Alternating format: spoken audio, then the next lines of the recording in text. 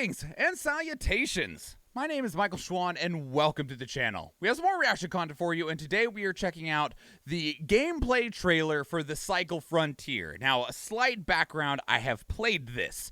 The Cycle has went through an interesting life already. The Cycle initially was a battle royale that launched in like 2019.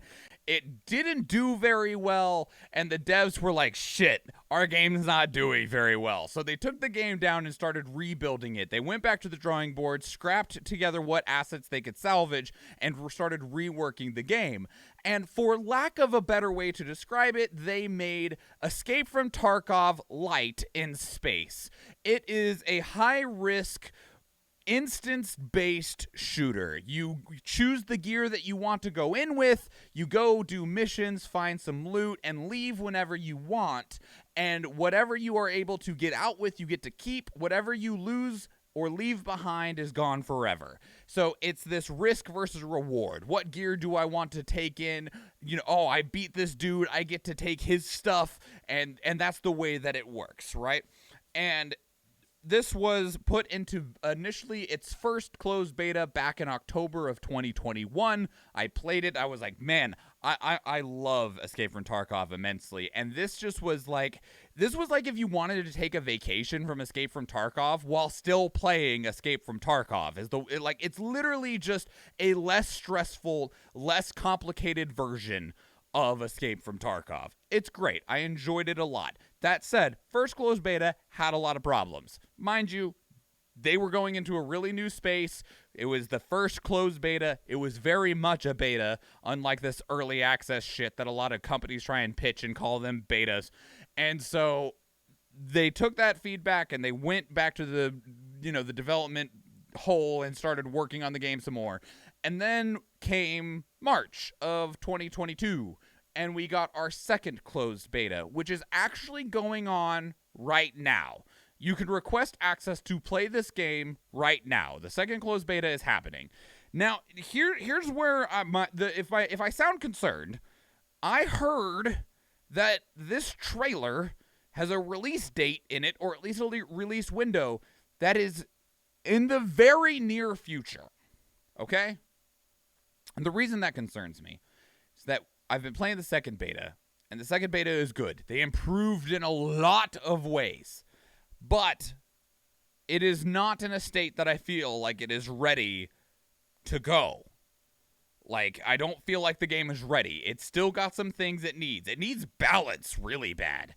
The second closed beta, immensely more balanced than the first one.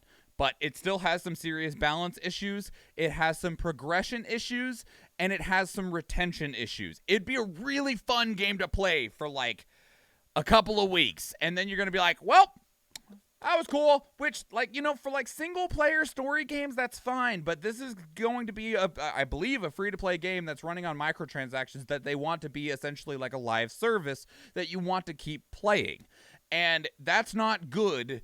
If you're like, cool, 2 weeks in, hey, all right, that was fun. Especially if you like devour it a lot. You might get a month or two out of it if you don't have a lot of time or burn games a bit slower, right?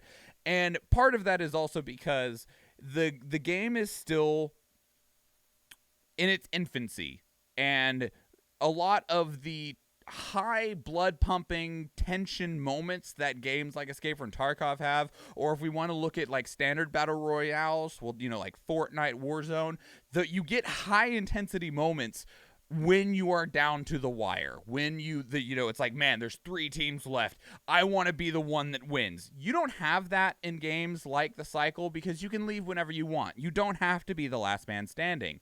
And Escape from Tarkov is the same way. You don't have to be the last man standing. But what Escape from Tarkov does is it makes things rare and makes things valuable. So you're like, man, I got this rare thing that's worth a lot, or I need really bad, or it's really expensive, or it's something really important for a quest or a hideout, and that gives you the stress of wanting to get out of the raid.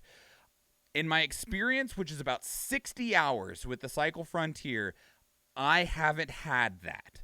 I've had I don't want to die moments, or I got good shit and I would rather not lose it moments, but everything feels replaceable because nothing feels genuinely valuable. And that's why I'm concerned that this game might be coming out sooner than it should. But I've already rambled way too long when it comes to not hitting this play button yet. So let me just hit this play button, and let's see what they have in here.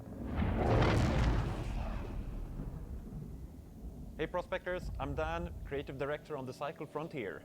The Cycle Frontier is a free-to-play, PvP high-stakes sci-fi shooter. High-stakes, yeah, okay. You get to take on the role of a prospector that goes down to a beautiful but also very, very dangerous alien planet. You can go there in the search of valuable resources, but between you and those resources stand monsters, a deadly storm, and perhaps most interestingly, other prospectors who are after the same resources as you.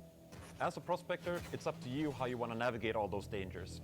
Whether you want to drop down solo, with a squad, whether you want to avoid danger, look for it and go in guns blazing, or even collaborate with strangers. Your choices really matter, because if you play your cards right, you can come out a very wealthy prospector. But if you die, you lose it all, including the gear you came in with. Our second closed beta test is soon coming to an end. But I'm super happy to announce that we're also getting close to the official release of The Cycle Frontier. Okay.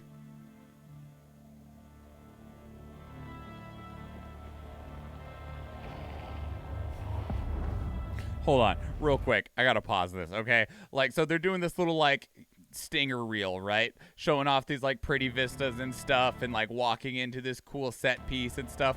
But right here, this gun that he's holding, there's like, look at this gun you could use. This gun is a legendary weapon that requires you to kill the hardest to defeat enemy in the game multiple times and spend 1,000,000 pieces of the in-game credits to build one of them. That then you can lose permanently. Like, it's cool, right? It's cool, but it's like this. You could probably play this game for 400 hours and never own this gun unless you picked it up off of somebody's dead body. Just found that entertaining. Yeah, it's fine.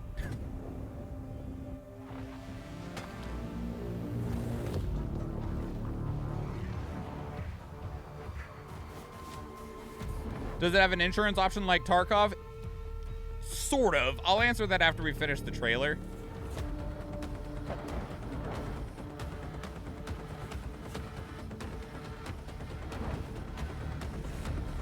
Wait.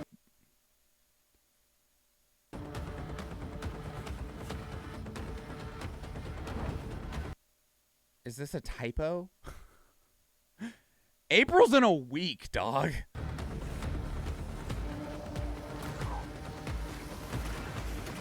Also, I'm pretty sure the closed beta goes until like April 16th.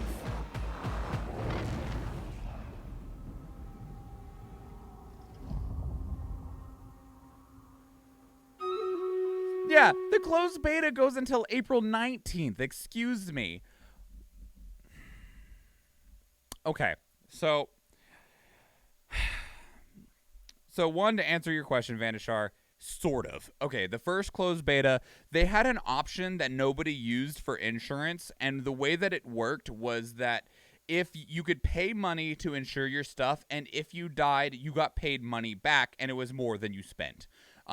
More than you spent on the insurance. The value of the items that you insured, it normally didn't equal those, but at least you got something back. The problem is you had to pay the insurance every time you went in, and it didn't carry over, and that was the problem, and it was kind of expensive, so it was like, this is never going to be worth it, because it's only good for one run, and then I have to reinsure it, which meant that unless you just immediately expected to run in and die, which, like you're hoping not to, but it's a just in case, but you don't want to pay for a just in case every single match. The second one that's going on right now, it has two insurance options. One that's an insurance and one that's a salvage. And one is like I just described, although it seems to carry forward, although it doesn't seem to do so reliably. When I chalk this up largely to it being a beta of I've had things stay insured for one run into the next run into the next run, and then the run after that, they're just not insured anymore, and I couldn't understand why. And there's also things that just will seem to void your insurance really, really easily. Like, you'll find a scope in the raid, and you'll put the scope on the gun, and the gun is no longer insured anymore, which is really like sloppy. And then the other option is called salvage, and that is more along the lines of Escape from Tarkov insurance, where if you die and that gear is marked for salvage and nobody takes it out before it despawns, then you get it back. Although I have not looked into how well this works, because it uses, at least currently, appears to use premium currency, which everyone went, I know you need to monetize your game, but maybe not like that. Maybe don't charge us money to insure our gear for the chance to get it back. So I know that they received a lot of initial pushback on that, but, you know, it's still technically in beta. That said, as you can see, the game is in beta all the way up until April 19th. And if this trailer is to be understood correctly, they want to release the game in April of 2020, which means unless the game will have effectively 10 days between when the beta closes and the game launches, which I will give them an out, okay? Maybe the beta that we are playing right now is only a piece of the game. If it is, then okay. If it is not, then I have a very significant amount of concern. Because from my perspective, as the person consuming the content, as the person that has put...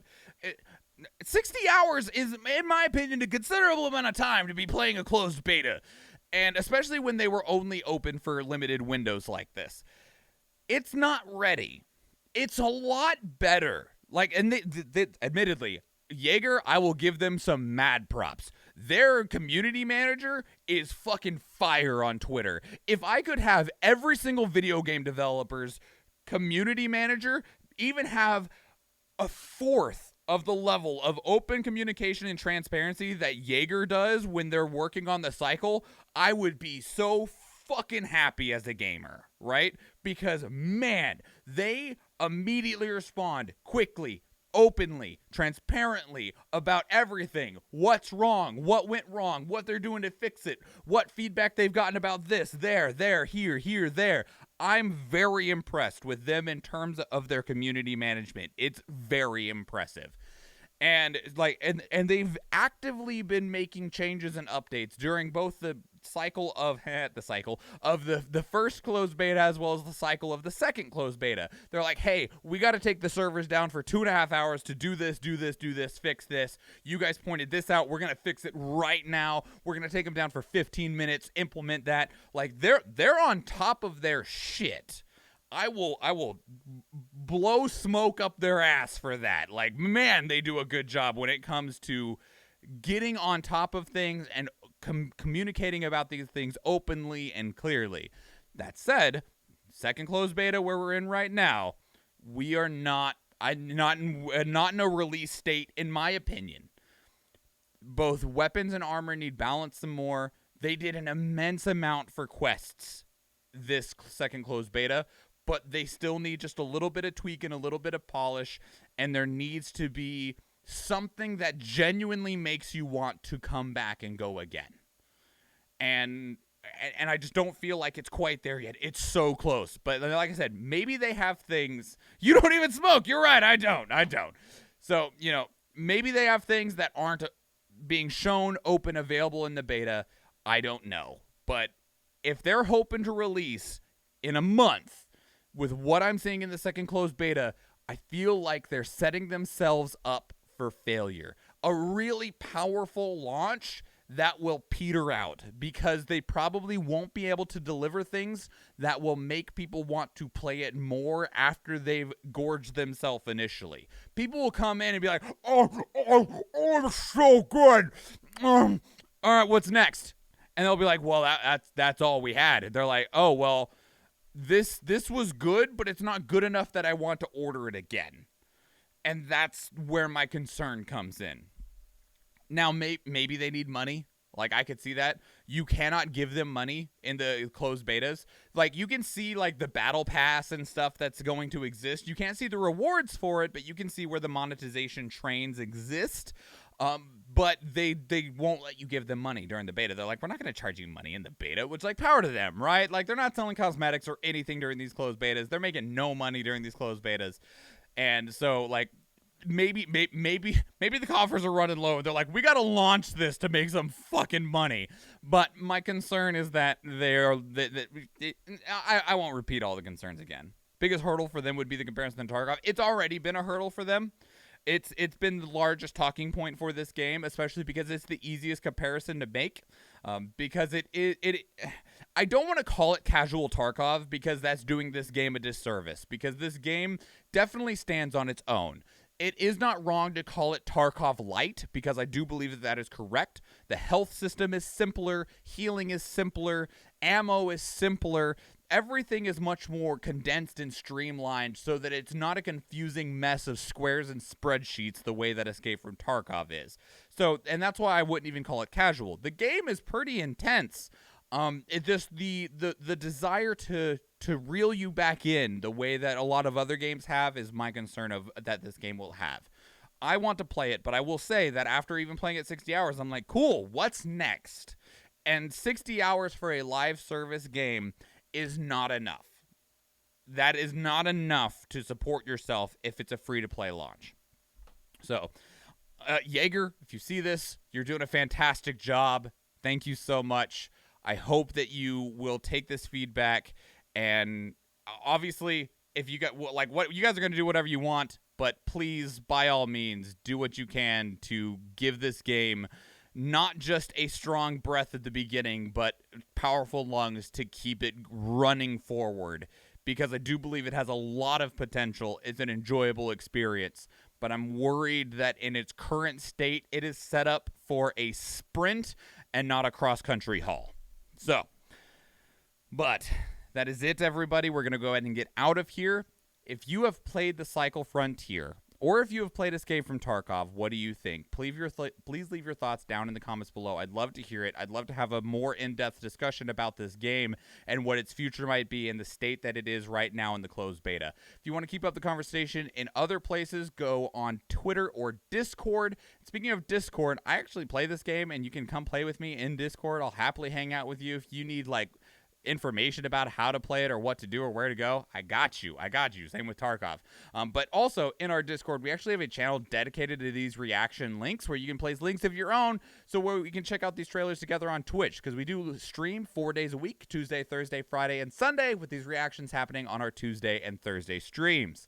Now, we're going to go and get out of here. If you liked this video, please give it a like. If you want to catch future videos, please subscribe to the channel. If you watch one of those other YouTube videos, or if I see you in the live stream, thank you and enjoy.